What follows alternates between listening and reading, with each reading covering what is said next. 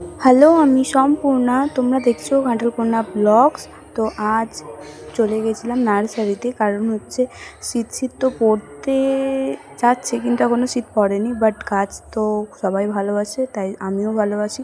তো সেই জন্য গাছ নিতে চলে গেছিলাম। আর অনেকগুলো গাছ নিয়েছি, কারণ রবার গাছ ছিল, আরও অনেক ধরনের রবার গাছ ছিল, কলা চারা ছিল, পাম গাছ ছিল। আমি বেসিক্যালি ইনডোর প্ল্যান্টসই অনেকগুলো নিয়েছি।